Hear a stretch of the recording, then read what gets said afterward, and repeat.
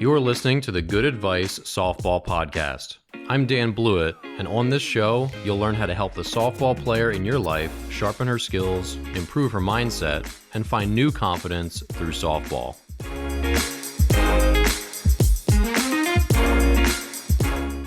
Welcome back. I'm Dan Blewett. This is the Good Advice Softball Podcast, and in today's episode, we're going to cover a couple of key topics. Number one, what does anti-fragile mean? I've been on a kick recently. I've found a bunch of great stuff that I've been really interested in. So one of them is Antifragile. I'm currently underway. And there's another book that I've been listening to called The Coddling of the American Mind. These two books kind of go hand in hand. So it's really interesting. If we think about the term fragile, everyone knows what that is, right? You look at a glass, you drop it on the ground, it shatters, it's fragile. We know your china in your fancy cupboard is fragile. And today, I think young people more than ever have this sort of fragile mind, which can be caused by parents trying to pave the road for them too smoothly, right? They want to just make everything in life easy. They don't want to expose them to hard times, hard ideas, like whatever it is.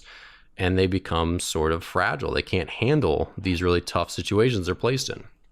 And so if you've ever read my book, Dear Baseball Gods, it's my memoir, there's a very constant theme flowing through it, which is that sports are profoundly difficult and at times cruel, and it takes a lot of resolve to keep going. And really and I wish I had known this term back when I was writing the book, but anti-fragile, and this is by the author Nassim Nicholas Taleb, he says there's not an opposite word for the word fragile. In the human, well, not in the human, but in the English language, the word resilient doesn't explain what the opposite of fragile is. So fragile is it's breakable, right? And resilient means it's robust. So if you have like a plastic bottle, you can slam that on the ground. It's not going to break. It's very resilient to other forces. But if you slam a bottle on the ground a bunch of times, a plastic bottle, it doesn't get stronger. It just resists it. It stays the same. But things that are anti-fragile, they actually get stronger when stress is applied to them, which are, for example, bones. We know that for people that lift weights, especially athletes who lift lots of weight, put big weights on their back, they deadlift, they squat heavy weights, their bones become stronger and much more dense than people that don't lift weights. So their bones are anti-fragile. Not only do they resist breaking the more they're stressed, but they grow stronger because they're stressed. And the central point in this book and this other book is that a lot of the time society right now, we're allowing kids to be fragile. We're saying that we don't want to expose you to these hard times, these even like things in history. It's like we're trying to wipe away the history books sometimes. We don't want to teach kids things that are going to make them think or make them feel, anxious or make them feel, I don't know. We have a dark history in American history, and we don't want to expose kids sometimes to some of the awful things we've done to other human beings. That's creating more fragile kids, essentially. They don't know how to handle things in the future because we're not giving them stressors to make them stronger. We're not helping them become anti-fragile. And so with athletics, this goes back to letting your kids ride the bench, putting them on competitive teams where they're going to have to really pull themselves up to that level and outcompete other kids to get in the lineup. Otherwise, they're going to be sad and sit on the bench and watch their teammates get all the innings. Those are things that are good experiences for them that help them become anti-fragile. So one of the things that frustrates me as I see the way kids are coming up is parents trying to pave their way up the mountain to D1 softball or to Major League Baseball or whatever by calling coaches and vouching for them that they should, get more playing time or they should be playing in this position, buying them the overly lavishly expensive equipment that they don't need to try to give them every little advantage, forming a new team for them so they can be starting shortstop if they can't start at their other team, jumping ship to a new team every year. These are all things that make kids more fragile. They make them, I couldn't hack it here, so dad made me a new team and now I'm on that team so that I can get more playing time. That doesn't help them become anti-fragile, where they get stronger over time and more resilient. Rather, it just says when things are hard, we'll make them easier for you. So I'd like you to consider this idea of how you can help the kids in your life, whether you're a coach or a parent, become more anti-fragile. This is something that I've been preaching for many years, just didn't really have a term for it, that these things are good for them. When a coach chews your kid out for jogging down the line and they cry in the dugout because they got chewed out, that's a good thing for them. That's not a bad thing for them. You can't get rid of all that stuff because they just become more fragile. Whereas tough coaches, tough competition, sitting the bench, not getting everything you want, those stressors make you stronger over time because you have no choice but to adapt. If you want to get back on that field and you're on the bench, what are you going to do? You got to go practice more. You're right. And that's what it takes. Making a new team so that they can not practice but still get playing time does not help them in the long term. And again, going back to my story as an athlete, my road was very long. It was very bumpy. I had multiple elbow surgeries. I had multiple times when I just couldn't get out there on the field because of injury, because of pain. I'd been chewed out by many coaches. And I had many different coaches who gave me different things because of the way they interacted with me. They all, in their own way, made me more resilient than I already was. Not just in, keeping my constant level of resilience, because we all have a sort of an innate level of resilience. Some people are born a little more tough than others, but they made me tougher. They made my bones and my skin thicker over time because of the way they coached me. So I'm going to leave you with that. I think this idea of anti-fragility is interesting, and I think we all know this to be true. I think we all just need to revisit what we're doing and ask ourselves and have this tough look in the mirror of saying, is the way that I'm coaching my team or my daughter or just the way I'm raising her, is this something that's am I doing things to make her more fragile in the future, or am I doing things to make her anti-fragile?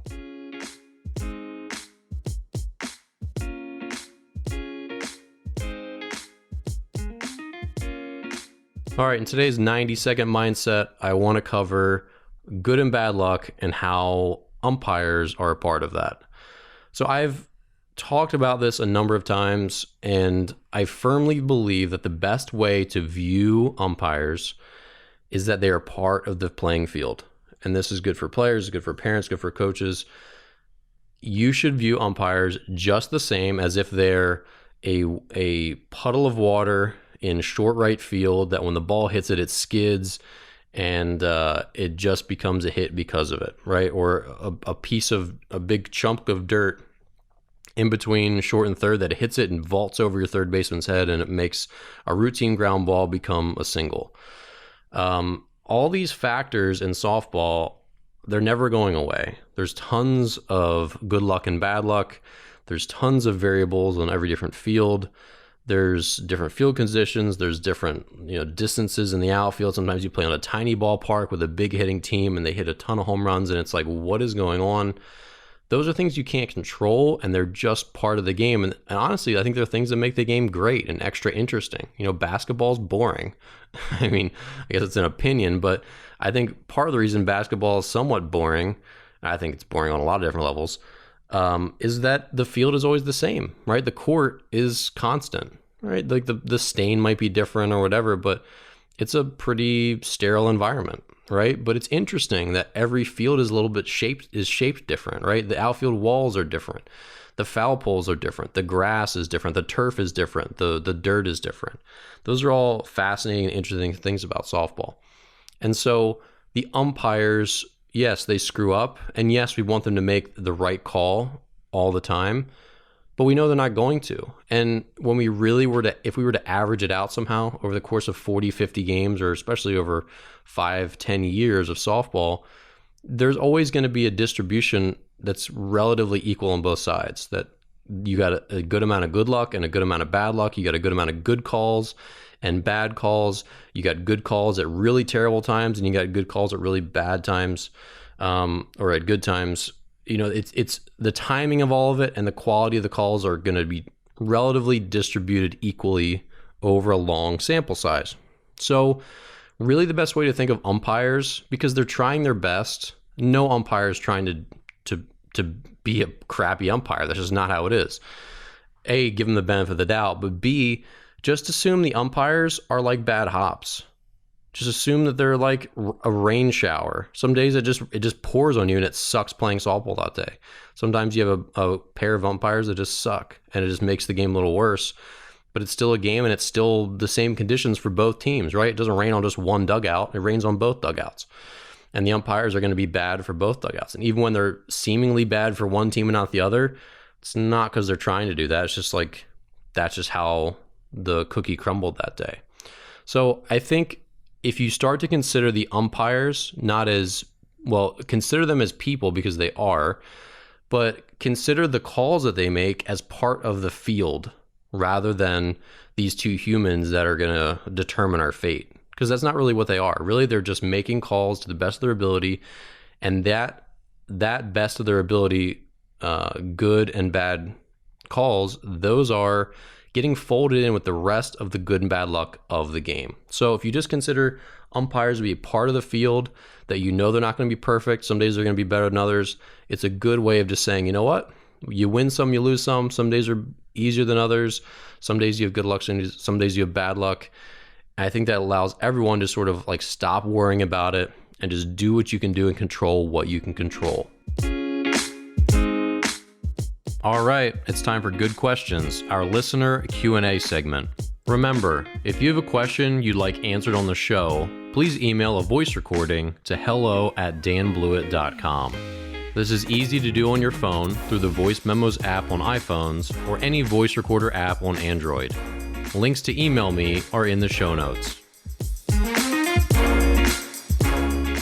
All right, and today's question was a YouTube question, and it's, how deep should the ball be held in my hand? So I worked with a lot of players over the years who, when they hold a softball, it's like their fingers are pressing it into their palm, which just makes no sense. If you're gonna try to throw anything hard, whether you're just picking up a rock or a baseball, tennis ball, softball, if you're just going to pick up and throw anything, it's typically going to feel the most comfortable out in your fingertips. Like just naturally, you're going to want the ball out on your fingertips because that's where, it's going to leave. So when you start gripping something with your fingers pushing into the center of your palm, and this is something for you parents and coaches just to do a quick check one day. So before practice, just run out there and say, hey, everyone, get a ball in your hand and get your grip as if you're about to throw it across the diamond, and then just let me see it. Just go through your team or your group and just look and see how many of the balls appear to be held in the palm, where a lot of times the thumb is on the side of the ball, and that is a big no-no because then it's 100% like a palm ball where the pressure has to be fingers into your palm.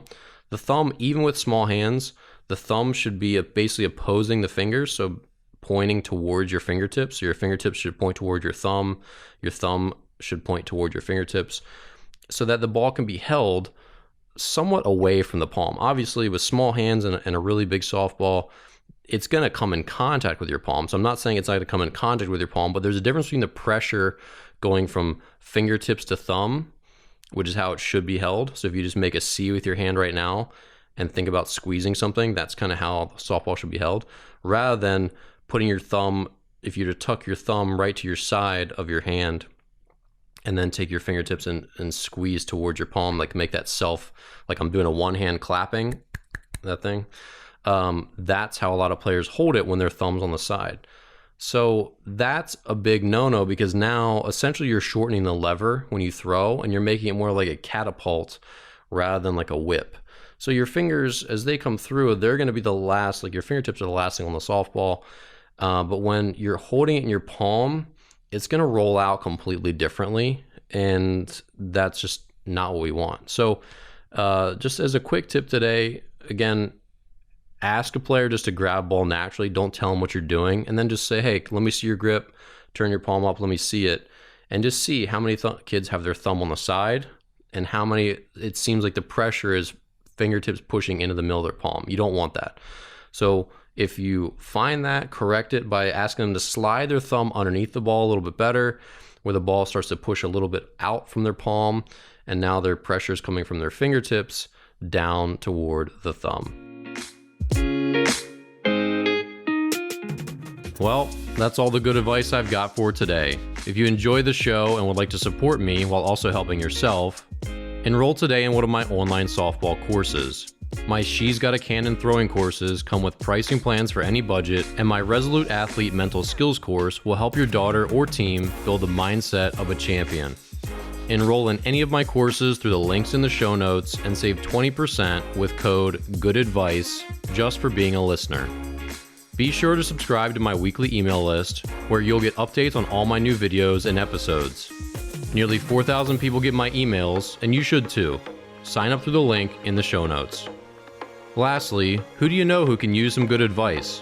Please share this podcast with a friend, subscribe on iTunes, Spotify, or wherever you listen to podcasts, and subscribe to my Snap Softball YouTube channel, where you'll find this podcast and hundreds of softball instructional videos.